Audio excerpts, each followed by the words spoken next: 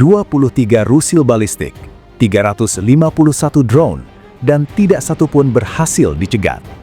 Pada malam 6 Juli 2026, pertahanan udara Kiev yang sebelumnya dianggap sebagai salah satu yang paling terpadu di Eropa, runtuh total. Angka intersepsi rusil balistik turun dari 63% di bulan April menjadi 53% di bulan Mei, lalu 16,7% di awal Juli, hingga akhirnya menyentuh 0% pada serangan itu. Apa yang sebenarnya terjadi? Ini bukan sekedar serangan, ini adalah pembongkaran sistematis sebuah sistem pertahanan dan pelajaran mengerikan tentang bagaimana perang modern dimenangkan, bukan oleh teknologi, tetapi oleh ekonomi logistik. Mari kita bongkar.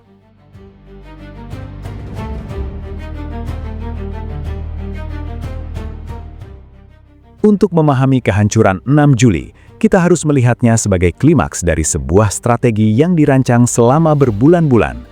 Rusia, menurut laporan Angkatan Darat AS setebal 170 halaman, telah kembali ke bentuk Soviet di medan perang, mengutamakan kuantitas di atas kualitas, kapasitas di atas kemampuan, dan kebrutalan di atas presisi.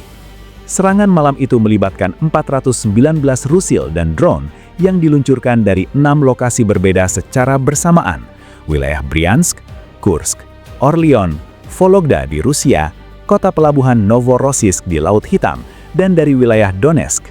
Sasaran datang dari hampir setiap arah secara bersamaan. Tapi ini bukan tentang koordinasi yang brilian, ini tentang menenggelamkan sistem. Mari kita bedah serangan ini seperti seorang analis intelijen.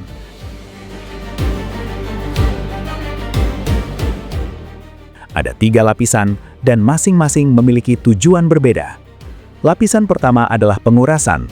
Rusia meluncurkan 351 drone, termasuk Shahed, Gerbera, Italmas, dan umpan Parodia tanpa hulu dadak, bersama 39 rusil jelajah KH-101 dan Kalibir.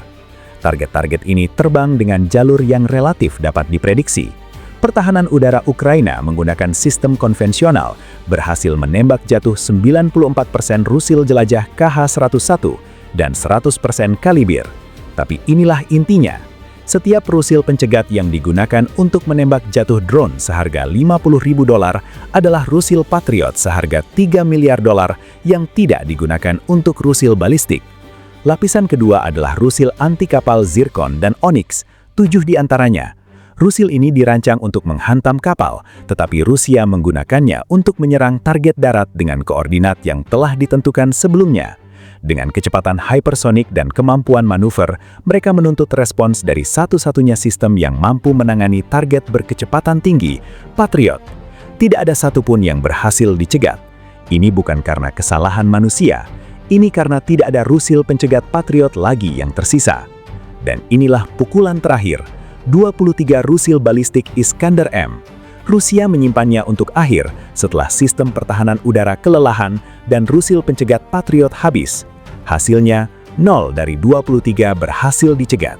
Juru bicara Angkatan Udara Ukraina, Yuri Ignat, mengakui kelemahan yang telah diakui secara publik. Mereka kehabisan rusil pencegat PAT-3MSE. Inilah yang tidak Anda ingin dengar. Produksi global rusil pencegat Patriot PAT-3MSE diperkirakan hanya sekitar 52 rusil per bulan untuk seluruh dunia. Sementara itu, hanya dalam 1 bulan, Rusia menembakkan sekitar 114 rusil balistik ke satu kota, Kiev. Mari kita pahami angka ini. Produksi global 1 bulan yang harus dibagi ke seluruh negara pemilik Patriot hanya setengah dari jumlah yang ditembakkan ke satu ibu kota. Ini bukan kekalahan taktik, ini kekalahan logistik. Serangan ini bukan hanya serangan teror, ini adalah serangan terhadap rantai pasokan pertahanan Ukraina. Sasaran Rusia malam itu bukan bangunan sipil acak, meskipun banyak yang terkena, melainkan fasilitas yang dibaca seperti daftar isi seluruh program rusil dan drone Ukraina, menurut analis militer Alexander Kots. Beberapa target utama, Radio Nix, Pabrik sistem panduan dan hulu dedak Rusil Ukraina jangka panjang seperti Flamingo dan Neptune MD. Pabrik Antonov, lokasi perakitan drone jarak jauh Lyuty yang digunakan Ukraina untuk menyerang kilang minyak Rusia. Pabrik radio Kiev memproduksi sistem penglihatan untuk tank dan komponen elektronik pertahanan udara. Kiev 25, fasilitas peperangan elektronik yang mengganggu drone Rusia. Depo bahan bakar Kiev 3, memasok bahan bakar untuk garnisun Kiev dan unit-unit di garis depan. Tujuannya jelas, melumpuhkan kemampuan Ukraina untuk memproduksi senjata jarak jauh. Ini bukan lagi pertempuran garis depan, ini adalah perang produksi. Rusia telah memahami bahwa untuk memenangkan perang yang berkepanjangan, Anda tidak menghancurkan tentara musuh, Anda menghancurkan kemampuan mereka untuk membuat senjata. Laporan Angkatan Darat AS menyebut ini kebrutalan di atas presisi, tapi itu mungkin meremehkan kenyataan. Ini adalah strategi cerdik dalam kekejamannya.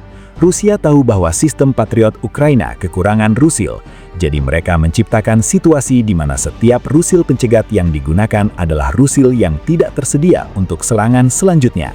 Mereka menenggelamkan pertahanan bukan dengan kekuatan, tetapi dengan volume, dan volume lebih murah daripada presisi.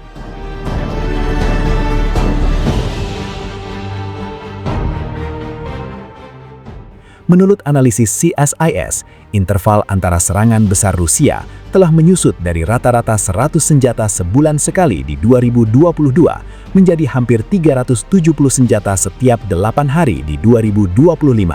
Ini bukan lagi serangan sporadis, ini adalah kampanye pemukulan yang berkelanjutan. Satu-satunya jeda terjadi selama negosiasi dengan Presiden Trump di Agustus 2026, ketika interval melonjak menjadi 38 hari, lalu kembali ke intensitas penuh setelah negosiasi gagal.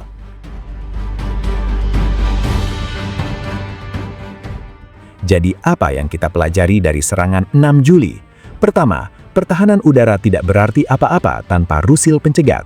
Ukraina memiliki sistem Patriot yang cukup, yang mereka kekurangan adalah amunisi, dan produksi global tidak dapat mengimbangi tingkat konsumsi perang. Kedua, Rusia telah beralih ke strategi perang ekonomi. Mereka tidak mencoba mengungguli teknologi Ukraina, mereka mencoba menghabiskan sumber daya, dan dengan sumber daya yang terbatas, mereka menang. Kiev mungkin masih berdiri, tapi malam 6 Juli menunjukkan bahwa tameng memiliki batas, dan ketika tameng itu runtuh, tidak ada lagi yang tersisa untuk melindungi apa yang ada di baliknya. Pertanyaannya bukan apakah Rusia akan menyerang lagi, pertanyaannya adalah apakah dunia akan memproduksi Rusil cukup untuk menghentikan mereka, karena perang ini pada akhirnya bukan dimenangkan di medan perang, itu dimenangkan di pabrik-pabrik. Inilah analisis kami untuk malam itu. Jika Anda ingin melihat pembongkaran taktik Rusia lebih jauh, tonton video kami berikutnya tentang strategi peperangan elektronik Ukraina. Sampai jumpa di medan perang berikutnya.